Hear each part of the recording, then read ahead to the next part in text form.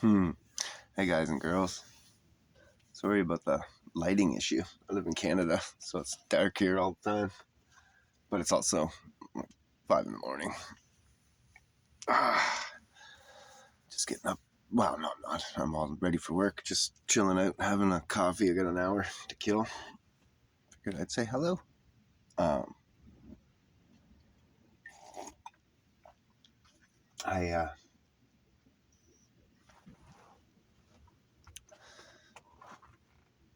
This is a video I'm going to talk about that's going to probably scratch some fucking hides or whatever of Christians. But it's just truth. First off, your Bible that you guys adhere to is great. I love it too.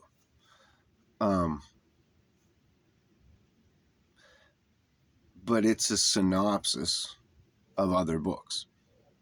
It's like they took a whole bunch of books and then they took just a few books they figured that you needed the most, crammed them together and gave you a compilation, which is, it's like the Cliff Notes, basically, of all the Jewish writings. It's just, they cut out a lot of the unnecessary stuff so that you could get to this point, and then you can go into all the deep stuff later. But anyway, I've gone into all the deep stuff a lot, and see, 13 starts with the moon cycle. And I know every time you say, oh, well, there's 13 moons in the year, everybody says, not every year, right? And there's like this, the one exception here and there. That's not as bad as the 12-month calendar. The 12-month calendar makes no sense. It's arbitrary. It's like Fahrenheit,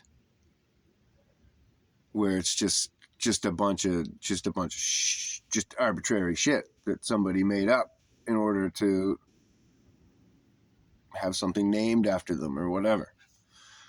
In this case, it was to give a divide of some sort in the Bible. I think it's very interesting that it's 13, because here's the thing: Satan's not allowed to manipulate the Bible, but in this instance, he did. He was successful at it. So I can safely assume that he got permission. Right? He needed to change this in order to do his job. Satan has a job. He's doing for God. He's not doing it for himself. Well, he is doing it for himself, like it's for his own means, but it's even your bad works out for the good, right? Like, so it's all part of the plan, right? So like,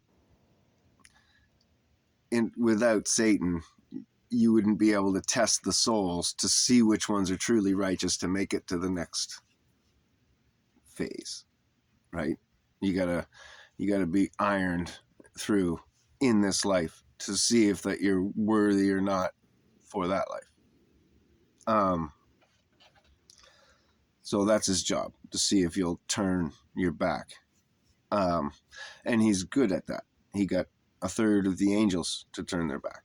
So anyways, he needed, of all things, 13. So there's 13 months. But then there was 13 tribes of Israel as well. When Jacob went to go meet Joseph in Egypt, when he found out he was alive and everything, and they took him down, they met and they talked, and then he says, Joseph says to Jacob, he said, well, I know there was supposed to have been 13 tribes, but when I got stolen, it broke your heart and you stopped having kids. Why don't you bless my son as the 13th tribe? And Jacob, sorry, I get them confused because it's so similar. Jacob goes over to bless his son, but he goes to the younger son.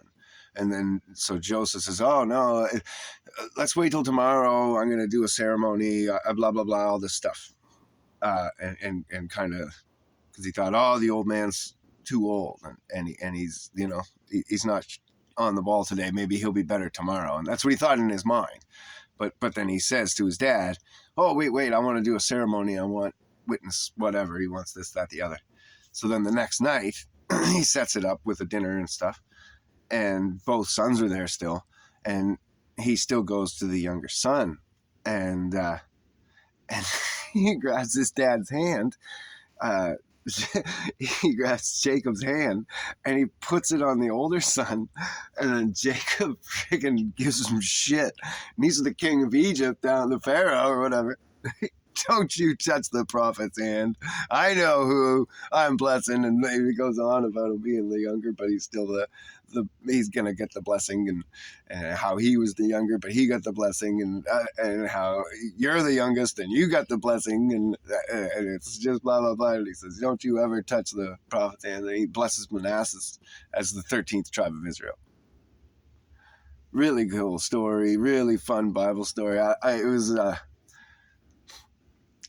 one of the really good family moments, I guess, in the Bible right there. And real cute, funny, but serious at the same time. But anyway.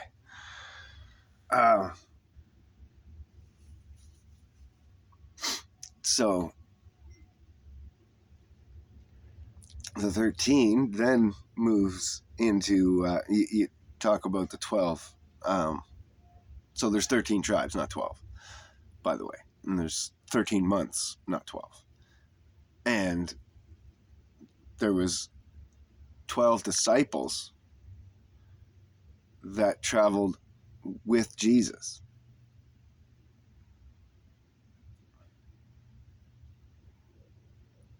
Can you add? There was 12 disciples that traveled with Jesus, which makes them 13 as a group. Everything was 13s. It's one of God's favorite numbers. Right up there with 7. And then witches and warlocks and all that stuff. Well, the very best witches are hard to tell apart from Christians or Hebrews, especially from Old Testament Hebrews and stuff, right? Because all power is from God.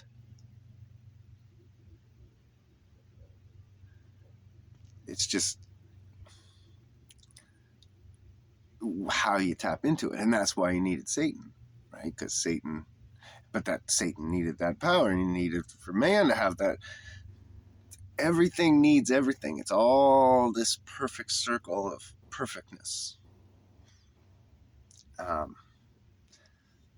So when you're getting the shit kicked out of you by Satan, don't blame God. You can be pissed off, but don't blame God.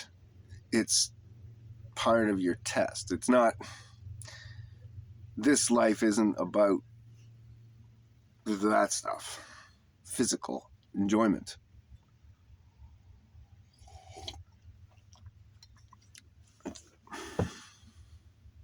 It isn't nice and it isn't good because it's not supposed to be. Right? That's what I was asking about, because I've been getting the shit kicked out of me. But anyways, so the 13, and then the witches and all that use it, but then also like there was this big fear about it. where people, avoided it and they wouldn't have a 13th house on the block and all that kind of stuff. Well,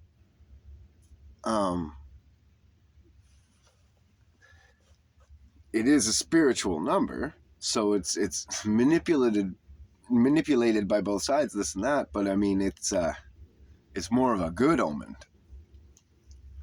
than a bad one. So more often than not, if a Christian's there, they're going to be blessed too much, and that's more what Satan fears. He doesn't.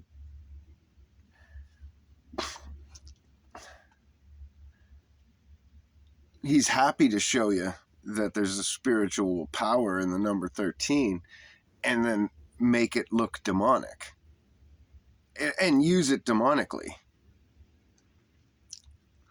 But he doesn't want you to see that same number used religiously, or for lack of a better word, but righteously, because that righteousness, that's going to be your combined with the 13s can be you can rise to a higher blessing or whatever. So if you were to be devoutly praying on the 13th floor all the time, that's why buildings stop at 12, you would be extra blessing. There's a chance of extra blessing, like you're more connected to God there. So they'll make that floor blanked out, or they'll just make it well, they say it's blanked out. Let's just say that. But you can bet there's some occult shit happening in those blacked out floors. But anyways, all this to say that the Bible has definitely been infiltrated. Our teachings have definitely been skewed from one book to the next. And now I know that there's also multiple books in the Jewish writings, and so a lot of times they'll say slightly different stories, and even in the synopsis of the Apocrypha, it tells you that, and he says that, I chose the one that was either more written about more, so like Jasher wrote about it and somebody else, and it was all lined up, or in some cases he went back and forth, told both stories, and then in other cases he just chose the one that was more scholarly accepted. So there's always two coins there, or there's two things, you know what I mean? But these are the ones that we think are the true books because of evidence and truth that's come out of them, and saving that has come out of them. They've proven themselves. We didn't have to prove the book proved itself. The writer proved himself. Stuff like that.